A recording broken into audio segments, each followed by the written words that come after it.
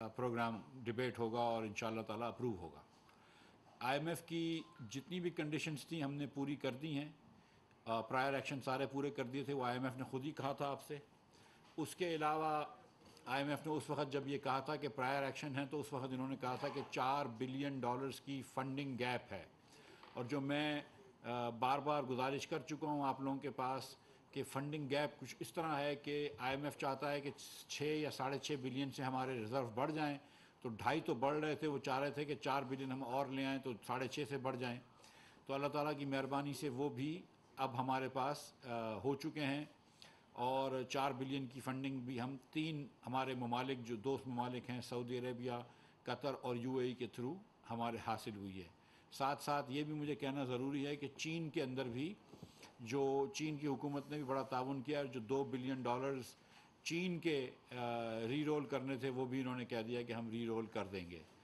इसके साथ सऊदी अरब ने भी ये कहा है कि वो अपने आने वाले लोन्स भी री रोल कर देंगे। तो पाकिस्तान की फंडिंग रिक्वायरमेंट भी पूरी हो गई है। 2 चीज़ें हमने की थी जो आईएमएफ चाह रहा था कि जिसके अंदर हमें क्लैरिटी ला दें। और जब हम, आपको याद है कि जब हमने इंपोर्ट की, ख़ास तौर पर नॉन एसेंशियल चीज़ों की इंपोर्ट पे बैन लगाया था, तो उस वक्त हमने कहा था कि ये 2 महीने के लिए है। अब 2 महीने से ज़्यादा अरसा गुजर गया है और इंपोर्ट भी हमारे कंट्रोल में है। तो आईएमएफ भी ये चाहता था और 3 महीने के बाद WTO को भी ये कहना पड़ता है और इन सब की भी आपस में ताल्लुक़ होता है, आईएमएफ, WTO, फैटफ वगैरह का। तो आईएमएफ भी ये चाहता है कि हम बोर्ड की मीटिंग से पहले पहले, बल्कि इससे पहले पहले ये बैन हटा लें। अब इसमें कुछ हमने ताख़ीर की क्योंकि हम बड़े अरसे तक सोच रहे थे। मियाँ शहबाज शरीफ वज़ीर आज़म पाकिस्तान बिल्कुल इस उसमें नहीं थे, इस मूड में, कि इस सोच में नहीं थे कि वो हम आसाइश की चीज़ों को, नॉन एसेंशियल चीज़ों को, या ख़ास तौर पर बिलखुसूस लग्जरी आइटम्स को पाकिस्तान में आने की इजाज़त दें। और ये बात दुरुस्त है। मैं पहले भी गुजारिश कर चुका हूँ कि शहबाज शरीफ साहब की ये ज़िम्मेदारी है कि वो 23 करोड़ लोगों के लिए, पाकिस्तान के अवाम के लिए अनाज मुहैया करें। हम सब अपने पैसों से ख़रीदते हैं, लेकिन हुकूमत की ज़िम्मेदारी है कि अगर यहाँ पर गंदम की शॉर्टेज है तो गंदम इंपोर्ट करें, और हम 10 लाख टन से ज़्यादा गंदम इंपोर्ट कर चुके हैं। खाद की शॉर्टेज है तो हम 5 लाख टन खाद इंपोर्ट, 2 लाख टन खाद इंपोर्ट कर रहे हैं। दीगर कॉटन की शॉर्टेज है तो कॉटन इंपोर्ट होती है, और दीगर अनाज, आटे, दालें, चने वगैरह इंपोर्ट करते हैं। एडिबल ऑयल इंपोर्ट करते हैं। जब एडिबल ऑयल की शॉर्टेज हुई थी तो ख़ुद शहबाज शरीफ साहब ने इंडोनेशिया के सदर को भी फ़ोन किया था और एक वज़ीर को भी भेजा था, जनाब मुर्तज़ा महमूद साहब को, हमारे इंडस्ट्रीज़ के वज़ीर को, कि आप जाएँ और इंडोनेशिया से फिर तेल की, घी की फराहमी को यकीनी बनाएँ। और उसके नतीजे में फिर तेल की फराहमी और घी की फराहमी भी हुई, और फिर अल्लाह की मेहरबानी से कुछ कीमतें भी कम आईं। तो ये हमारी ज़िम्मेदारी है। जब हमारे पास अगर लिमिटेड डॉलर्स हों, और हमारी ज़िम्मेदारी, अव्वलीन ज़िम्मेदारी लोगों के पास ये 23 करोड़ लोगों की जानों को, 23 करोड़ लोगों को रोटी देना है, तो फिर हमारी चॉइस बड़ी आसान हो जाती है कि हम उन पैसों से गाड़ी मंगवाएं या उन पैसे से आटा मंगवाएं, उन डॉलर से आटा मंगवाएं, जो गंदम मंगवाएं, या उन पैसों से गाड़ी मंगवाएं। हमारी चॉइस बड़ी आसान हो जाती है कि हम उन पैसों से मोबाइल फ़ोन मंगवाएं या उन पैसों से दालें मंगवाएं। हमारी चॉइसेस बड़ी आसान हो जाती हैं कि हम उन पैसों से, शरीफ साहब ने इंडोनेशिया के सदर को भी फ़ोन किया था और एक वज़ीर को भी भेजा था, जनाब मुर्तज़ा महमूद साहब को, हमारे इंडस्ट्रीज़ के वज़ीर को, कि आप जाएँ और इंडोनेशिया से फिर तेल की, घी की फराहमी को यकीनी बनाएँ। और उसके नतीजे में फिर तेल की फराहमी और घी की फराहमी भी हुई, और फिर अल्लाह की मेहरबानी से कुछ कीमतें भी कम आईं। तो ये हमारी ज़िम्मेदारी है। जब हमारे पास अगर लिमिटेड डॉलर्स हों, और हमारी ज़िम्मेदारी, अव्वलीन ज़िम्मेदारी लोगों के पास ये 23 करोड़ लोगों की जानों को, 23 करोड़ लोगों को रोटी देना है, तो फिर हमारी चॉइस बड़ी आसान हो जाती है कि हम उन पैसों से गाड़ी मंगवाएं या उन पैसे से आटा मंगवाएं, उन डॉलर से आटा मंगवाएं, जो गंदम मंगवाएं, या उन पैसों से गाड़ी मंगवाएं। हमारी चॉइस बड़ी आसान हो जाती है कि हम उन पैसों से मोबाइल फ़ोन मंगवाएं या उन पैसों से दालें मंगवाएं। हमारी चॉइसेस बड़ी आसान हो जाती हैं कि हम उन पैसों से खुर्दनी तेल मंगवाएं, खाने पीने का तेल मंगवाएं, घी मंगवाएं, या होम अप्लाइंसेस मंगवाएं, माइक्रोवेव मंगवाएं या एयर कंडीशनर्स मंगवाएं। तो लिहाजा हमने इन चीज़ों के ऊपर बैन लगाया था। अब चूंकि एक ये रिक्वायरमेंट है इंटरनेशनल कम्युनिटी की कि ये बैन नहीं होने चाहिए, तो हम बैन हटा रहे हैं, तमाम चीज़ों के ऊपर से बैन हटा रहे हैं। लेकिन साथ साथ जिस किस्म की मैं ड्यूटीज़ और आरडीज़ लगाने इस पे जा रहा हूँ, ये पाकिस्तान में फिनिश गुड्स की हैसियत से नहीं आ सकेंगे। हमारी कोशिश होगी कम अज़ कम कि जितनी ड्यूटीज़ हैं उसको 3 गुना उसके ऊपर आरडीज़ लगा दें। जितनी परमिशेबल आरडीज़ हैं मैक्सिमम आरडीज़ लगाएंगे, और जहाँ परमिशेबल आरडीज़ कम है वहाँ पे ज़्यादा आरडीज़ लगाएंगे। 400% से लेकर 600% तक आरडीज़ लगा देंगे, या इससे भी ज़्यादा लगा देंगे, ताकि कोई भी ये जो बड़ी बड़ी मर्सिडीज़ गाड़ियाँ आती हैं या दीगर गाड़ियाँ आती हैं उसके ऊपर बहुत ज़्यादा ड्यूटीज़ लगा देंगे। क्योंकि इस वक्त मेरे पास वो डॉलर्स नहीं हैं जो मैं मर्सिडीज़ में खर्च कर सकूं। मुझे अपने वसाइल के अंदर रहना है, जो मैंने पहले आपसे बात की थी। और मेरे जो महदूद वसाइल हैं उससे मैं पहले आटे को, गंदम को, कपास को, खुर्दनी तेल को तरजीह देता हूं, ना कि मैं आईफोन्स को या गाड़ियों को। तो जो हम बैंड्स हटा रहे हैं वो हटाएंगे, लेकिन उसके ऊपर हम प्रोहिबिटिव ड्यूटी लगा देंगे, आरडी की शक्ल में, कस्टम ड्यूटीज़ की शक्ल में, सेल्स टैक्स की शक्ल में, ताकि उसका कोई वाफर इंपोर्ट यहाँ पे नहीं हो जाए। सीबीयू की बात कर रहा हूँ, सीबीयू की बात कर रहा हूँ। CBU fully built up cars, fully built up mobile phones, fully built up electronic appliances.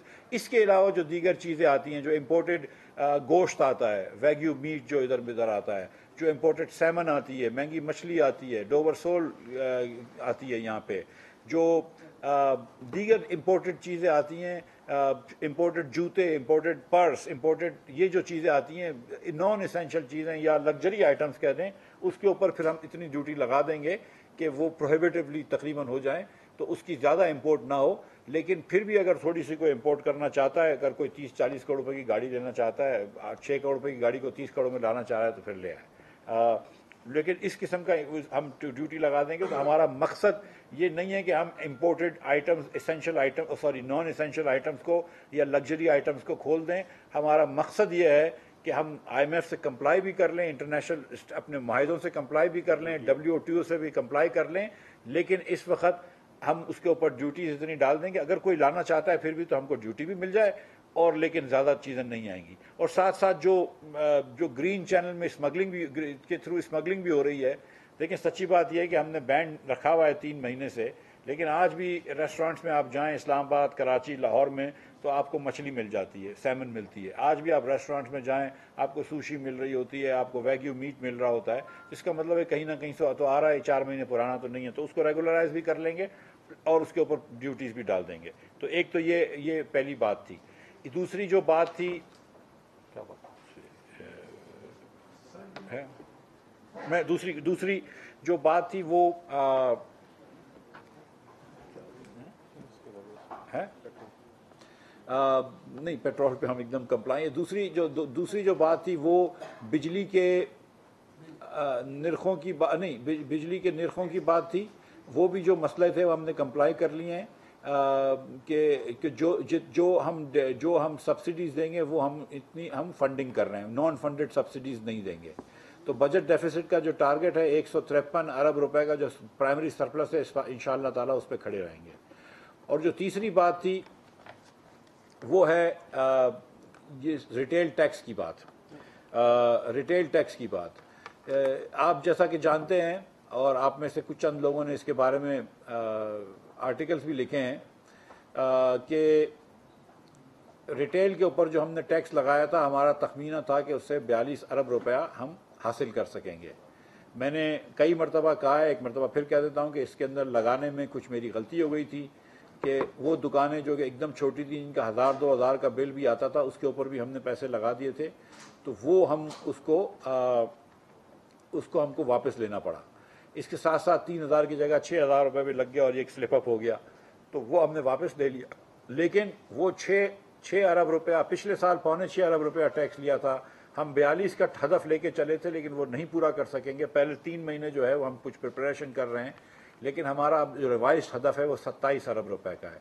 तो 27 अरब रुपए का हमारा हदफ है। इंशाअल्लाह ताला वो हम हदफ पूरा करेंगे। तो जो हम एक ऑर्डिनेंस लेके आएंगे जिसके तहत रिटेल के ऊपर से फिक्स टैक्स हटा दिया जाएगा, मगर साथ ही साथ जो वेरिएबल टैक्स था 5% और 7.5%, 5% सेल्स टैक्स था, 7.5% सेल्स इनकम टैक्स था, वो रहेगा। और वो अभी भी अगले 3 महीने तक हर दुकानदार के लिए रहेगा, और बाद में सिर्फ 1 से लेकर 50 यूनिट वालों तक ये रहेगा। और 50 यूनिट के ऊपर के बाद ये जो है ये बतदरीज बढ़ता रहेगा, और 5 से फिर 7.5 होगा, 10 होगा, और जब आप 1000 यूनिट कोई अगर लेता है तो उसका मेरे ख्याल से 12 और 12.5% और 20% हो जाएगा सेल्स टैक्स और इनकम टैक्स है। ये 1 अक्टूबर से होगा। जब 1 अक्टूबर से लेकर अभी से लेकर 30 सितंबर तक जो है वो होगा, वो 5% और 7.5% होगा। तो हम इससे समझते हैं कि 27 अरब रुपया इंशाअल्लाह ताला हम जमा कर लेंगे। ये दूसरी हमारी तीसरा हमारी चीज़ थी। जो दूसरी मैं पहली वाली बात की मैंने, IMF से कंप्लाई करने के लिए बैन हटाएंगे, दूसरा कि कोई भी अनफंडेड सब्सिडी नहीं होगी, और तीसरी ये कि हम रिटेल के ऊपर से ये टैक्स हटा रहे हैं, 42 अरब रुपए का टैक्स हटा रहे हैं और 27 अरब रुपए का टैक्स उसकी जगह ला रहे हैं।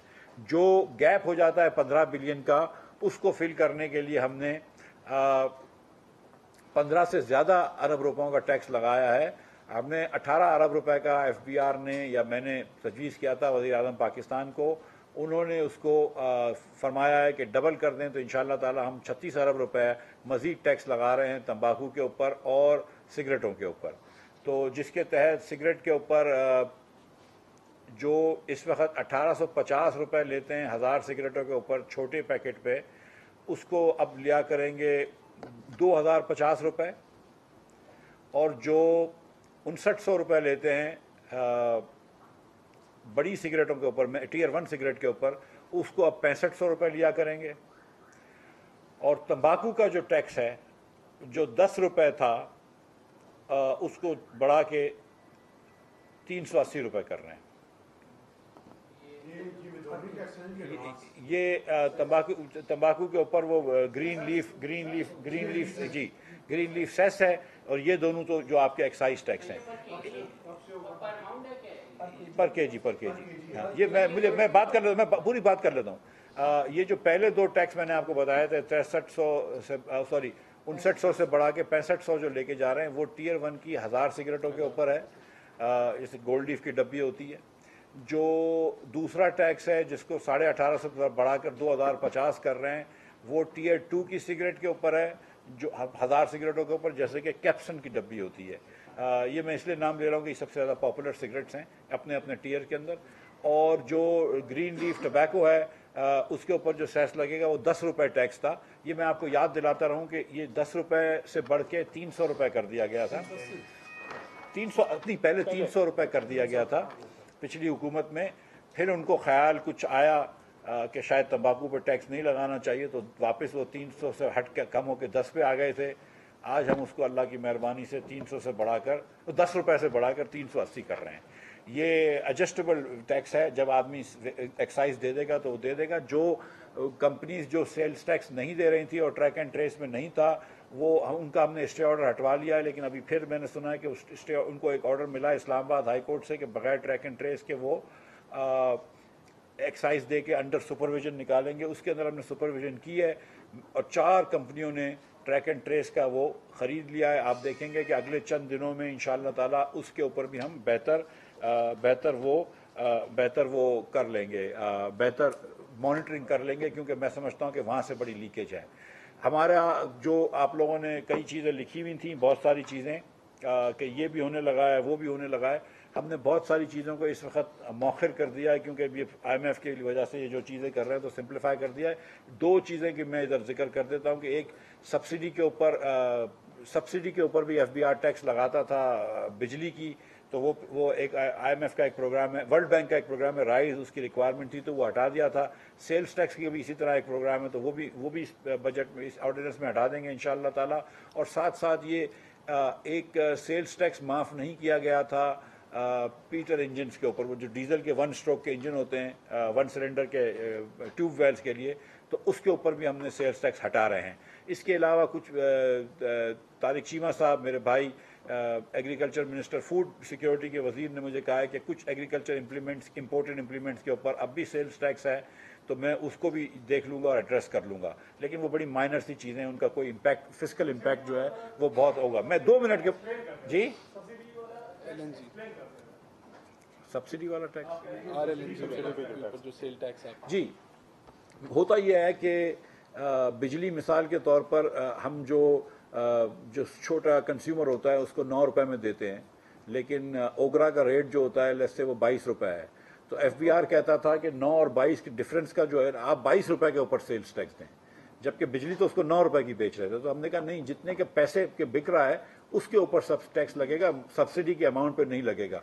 कि माता वफाकी हुकूमत जो है वो तो 13 रुपए बिजली सस्ती दे और फिर 13 रुपए अपने आप को टैक्स दे, वो उसको हमने ख़त्म किया है। बिजली का कर चुके थे, अब गैस का भी ख़त्म कर रहे हैं। और एग्रीकल्चर इम्प्लीमेंट्स में ख़ास तौर पे जो एग्रीकल्चर की टास्क फोर्स है और उस पर तारिक चीमा साहब बात करेंगे इंशाअल्लाह ताला। वज़ीर आज़म साहब ने बहुत इंटरेस्ट लिया, तारिक चीमा साहब ने भी बहुत काम किया उस पर। वो हार्वेस्टर्स वगैरह जो है, हम समझते हैं कि उससे 15% वीट की हार्वेस्टिंग के टाइम पे बच जाता है, यानी पुराने हार्वेस्टरों से ज़ाया हो जाता है, तो वो भी कर लेंगे।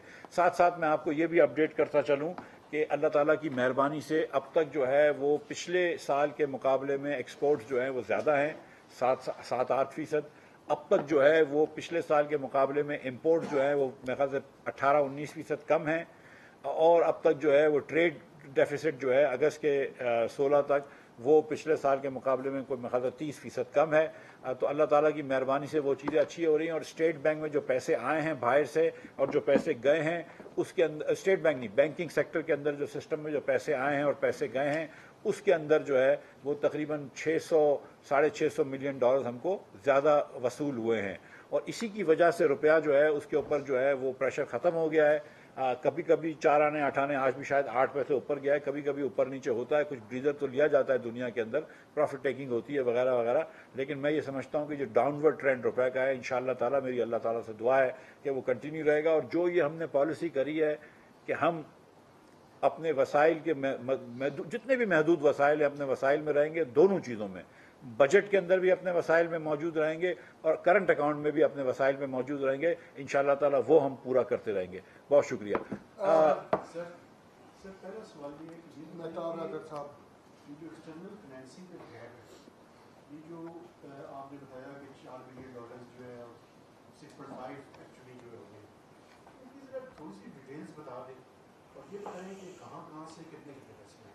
ये 6.5 सब नहीं आ रहे, मतलब देखें ये IMF का ये IMF की ये प्रोजेक्शन थी कि लेकिन जब ये 6.5 बढ़ाने के लिए 2.5 तो बढ़ रहे थे खुद से, इन IMF के हिसाब से 10 से हम 12.5 पे पहुंच जाते, लेकिन वो कह रहे थे कि 12.5 मुनासिब नहीं है। हम भी ये बात समझते हैं कि 16 पे जाओ, तो 4 बिलियन हमें लेने पड़ रहे हैं।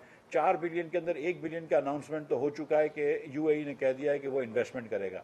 बाकी 3 बिलियन जो है उसमें कहीं इधर उधर से खबरें आ गई हैं, लेकिन क्योंकि वो ममालिक जो हैं उन्होंने अभी तक अनाउंस नहीं किया है। और मेरी बात भी हुई है एक सऊदी फाइनेंस मिनिस्टर से, जब वो अनाउंस करेंगे तो वो बात होगी। लेकिन जाहिर है कि IMF ने ये बोर्ड मीटिंग स्केड्यूल कर दी है, इसे आप जानते हैं। इसका ये मतलब है कि उनको अश्योरेंसेस मिल गई हैं उन ममालिक से कि 4 बिलियन जो हैं वो आ गए हैं।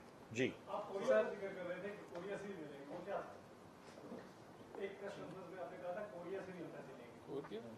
कोरिया एक एशियन डेवलपमेंट बैंक का कोई लोन है जो एशियन डेवलपमेंट बैंक देगी, तो $100 मिलियन जो है वो कोरिया भी उसको मैच करेगी। एक तो ये है।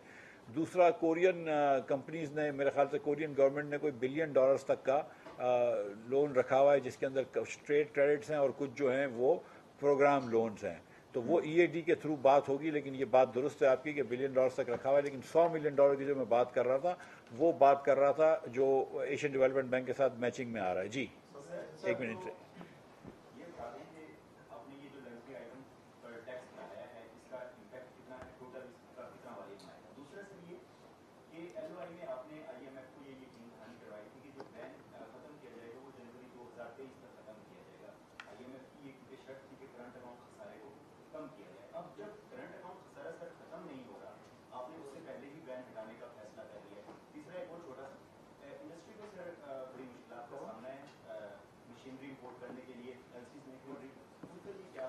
जी तीनों ये देखें, IMF हमसे ये कह रहा है कि बैन हटा दो और हमको अभी से बता दो, ठीक है। तो इसलिए हम ये कर रहे हैं, बैन हटा रहे हैं, उनके कहने पे हटा रहे हैं। वो कोई और वजूहत नहीं है। मैं आप चाहें तो मैं आपको दिखा दूंगा बाद में कि क्या हमारे मैसेजेस एक्सचेंज हो रहे हैं, ठीक है।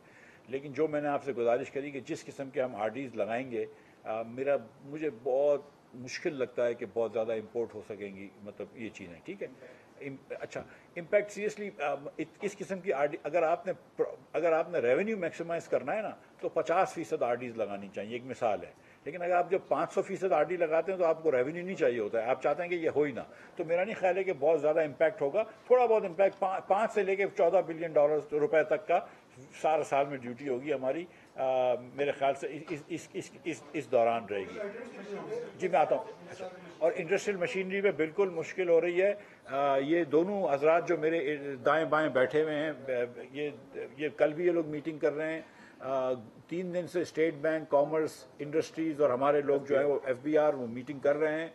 कल सुबह मैं उसकी एक मीटिंग लूँगा और इंशाल्लाह ताला एक लाया अमल कर देंगे। ये मैं फिर से रिपीट कर दूँ कि जो सनतकार एक्सपोर्ट के सनतकार हैं और एक्सपोर्ट के लिए अपनी मशीनरी मंगवा रहे हैं, उनके ऊपर कोई रोक टोक नहीं होगी, कोई रोक टोक नहीं होगी। जो सनतकार एक्सपोर्टर नहीं भी हों लेकिन वो स्पेयर पार्ट्स मंगवा रहे हैं तो वो इंशाल्लाह ताला छोटे मोटे पैसों के स्पेयर पार्ट्स आने देंगे। लेकिन जो सनतकार लोकल माल बेचने के लिए अपने मशीन मंगवा रहे हैं उसके ऊपर कुछ अरसे तक हम थोड़ा सा डिले करेंगे। लास्ट टाइम आपसे इजाज़त नहीं थी, समा टीवी जी शकील साहब जी।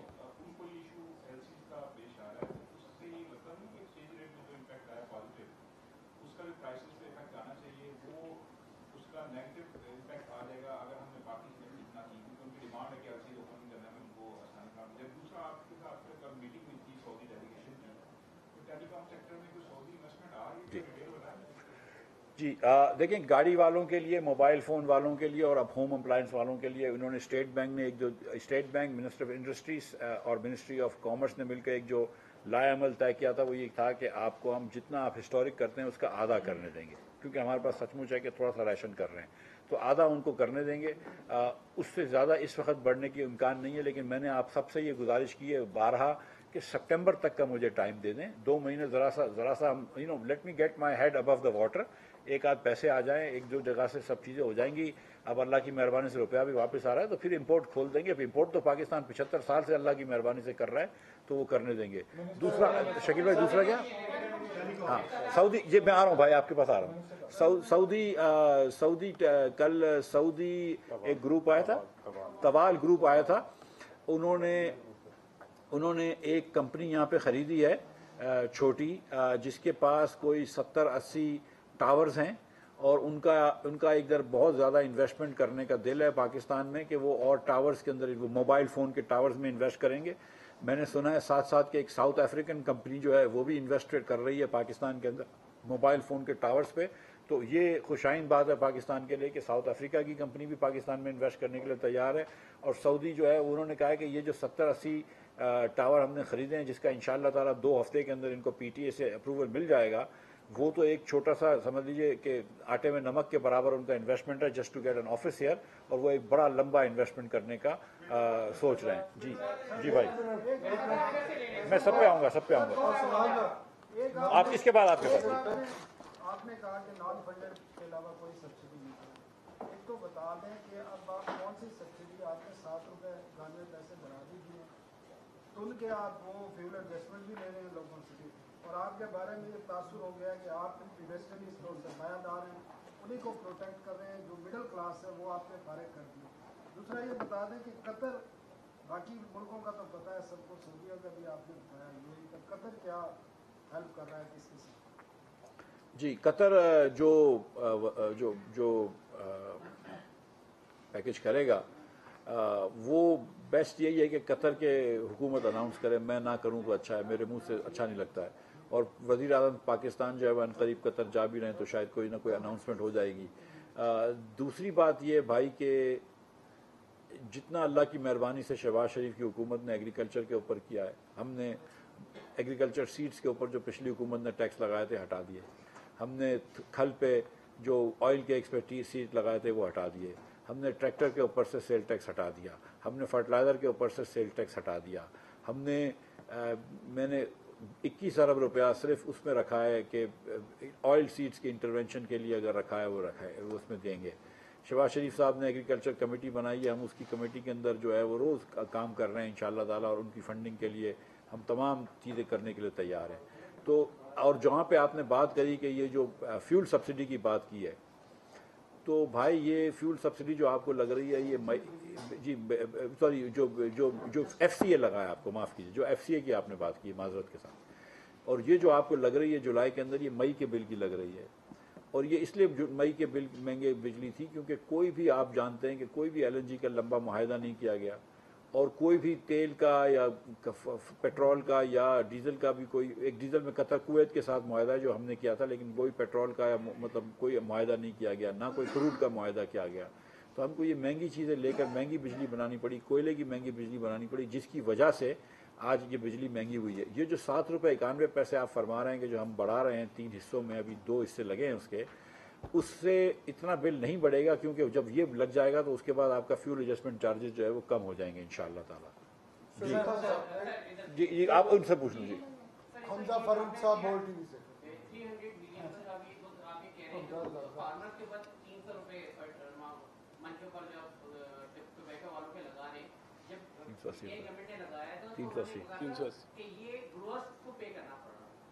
तो क्या ग्रोअर्स को ही पे करना पड़ेगा, ये एक चीज, और दूसरा ये एग्रीकल्चर सेक्टर को किसी में एक्सेप्शन मिली है, और ये प्रोविंसेस का कोई NFC में तो वो शेयर मांगने आ जाते हैं, टैक्स में आपने कभी उनको कहा कि भाई कोई शेयर दिया करें, खुशी साहब आप खुद कितना टैक्स देते हैं, जो कहते हैं कि सैलरी के ऊपर टैक्स लगे, जरा ये जरा एक्सप्लेन कर दें कि आप प्रोविंसेस को भी तो कुछ कहें, उनसे भी तो कहें कि कोई टैक्सेशन मेजर्स में। जी अदर भाई देखें, टैक्स का इम्पैक्ट देखना होता है कि इम्पैक्ट किसके ऊपर है, राइट।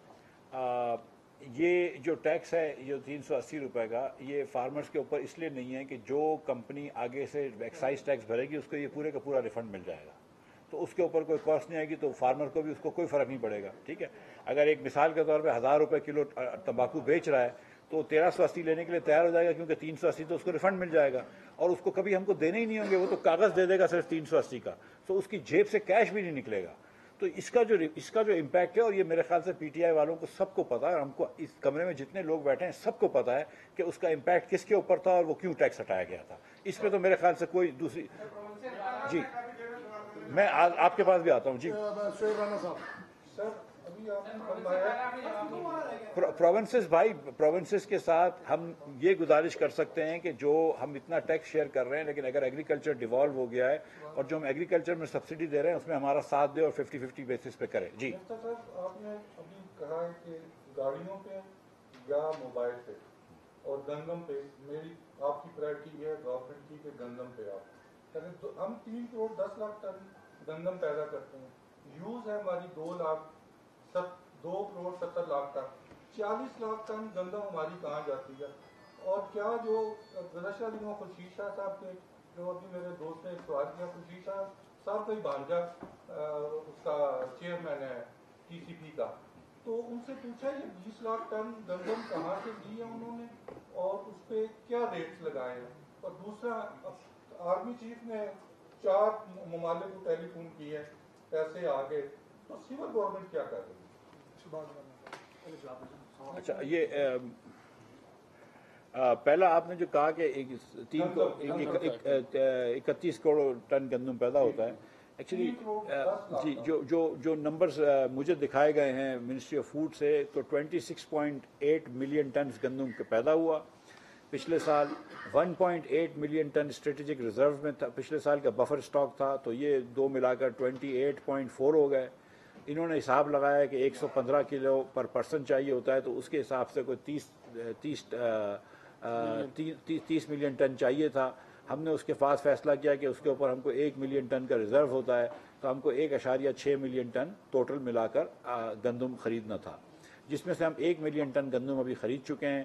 पहले 5 लाख टन ख़रीदे, फिर 3 लाख टन ख़रीदे और फिर 2 लाख टन ख़रीदे। और अभी हम बात कर रहे हैं मेरे ख्याल से रशिया से, उनको 399 की उनकी ऑफ़र थी, मैंने 390 की काउंटर ऑफ़र दी थी ECC ने, मैंने नहीं ECC ने। अब मेरे ख्याल से शायद वो मान जाएंगे, तो उनसे भी 2-3 लाख टन, ये 1,80,000 टन है, वो उनसे ख़रीद लेंगे। आपका एक सवाल और था। मैं आर्मी चीफ के साथ मिलकर हम ताउन करके हर काम करते हैं, मतलब ये कि मतलब अगर आर्मी चीफ फ़ोन कर ले तो हमारी आर्मी है ना, पाकिस्तान की आर्मी के चीफ नहीं फ़ोन किया। एक आपने कहा कि IMF की वजह से कुछ चीज़ें आप मौखर कर रहे हैं, मतलब क्या कौन सी चीज़ें मौखर करें, वो जो मैन्युफैक्चरिंग टैक्स था वो भी मौखर हो रहा है, क्या वो बैंकों को स्टॉक मार्केट को जो हो रही थी वो भी मौखर हो रही है, एक तो ये क्लैरिफाई कर दें। सेकेंडली आप लोग कुछ चेंज करना चाह रहे थे फार्मास्यूटिकल सेक्टर की टैक्सेशन से रिलेटेड, कुछ वो टेक्निकल इशूज़ थे, इसके ऊपर आपसे डिस्कशन भी हुई। विद ड्यू रिस्पेक्ट ऐसी कुछ इतलात आ रही हैं कि कुछ लोगों ने इसके ऊपर फार्मास्यूटिकल लोगों से कुछ से पैसे मांगे हैं कि अगर आप इसमें मिनी बजट में के अंदर कुछ चेंजेस लाना चाह रहे हैं तो इस पर कुछ आपको ऐसे इतलात हैं। वो कहते हैं कि जिस दौर में जीना मुश्किल है उस दौर में जीना लाजिम है। अगर किसी ने पैसे मांगे फिर तो बिल्कुल नहीं करना चाहिए। तो ये नहीं, मैं ये नहीं कह रहा था कि आईएमएफ की वजह से मौखर कर रहे हैं। मैं ये कह रहा था कि अभी क्योंकि आईएमएफ का बजट, आईएमएफ का वो होने लगा है, तो जो चीज़ मैं कर रहा हूँ उसको बड़ा सिंपल करके एक जगह टैक्स कम किया दुकान का, एक जगह टैक्स बढ़ा दिया, दैट्स इट, ठीक है। और एक आध को छोटा मोटा जो एग्रीकल्चर कर दिया। लेकिन आखिरी, लेकिन जो चेंजेस करेंगे वो बाद में देखेंगे।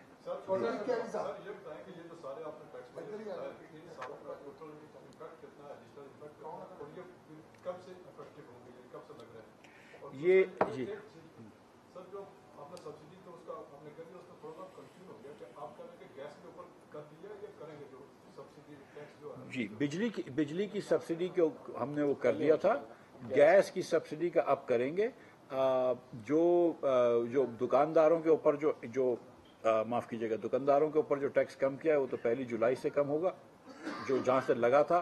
और जो सिगरेट के ऊपर टैक्स बढ़ाएंगे वो तो जिस दिन से ऑर्डिनेंस आएगा उसी दिन से बढ़ेगा।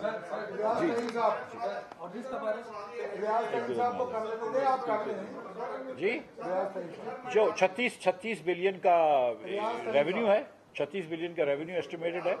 मैं एक सेकंड में आ गया। 36 बिलियन का रेवेन्यू एस्टिमेटेड है, 15 बिलियन का यहाँ पे टैक्स लॉस है और 50 करोड़ रुपए का मेरे ख्याल से डीजल के इंजन के ऊपर टैक्स लॉस है, तो वो कोई सिग्निफिकेंट नहीं है। जी जी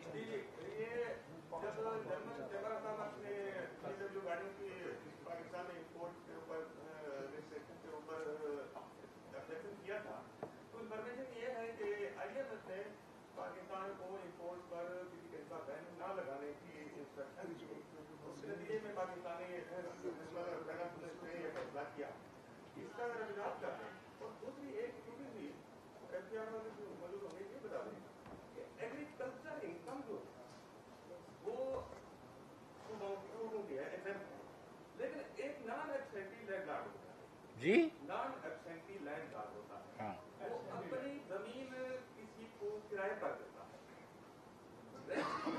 देता है। वो रेंट इनकम कैसे है? वो कैसे? सूबों का प्रेरोगेटिव। अच्छा, ये जो पहली वाली बात है वो तो मैं जब से आपके सामने गुजारिश कर रहा हूँ ना कि जो आईएमएफ चाहता था कि ये हम इनको क्लैरिफाई कर दें, क्योंकि ये बोर्ड मीटिंग से पहले कर दें कि ये बैंड्स कब तक हटा रहे हैं, तो वो हमने आपको बता दिया।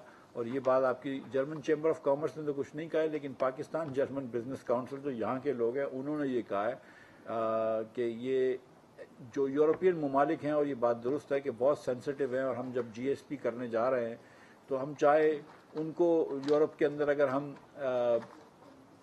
16 बिलियन का माल बेचते हैं, एक मिसाल है, और हम उनसे $2 मिलियन का सिर्फ चीज़ खरीदते हैं या $2 मिलियन की मछली खरीदते हैं, और अगर उस पर बैन लगा दें तो एक बड़ी अजीब सी बात है। लिहाजा इसको हमने वो किया है, रिवोक कर रहे हैं बैन को।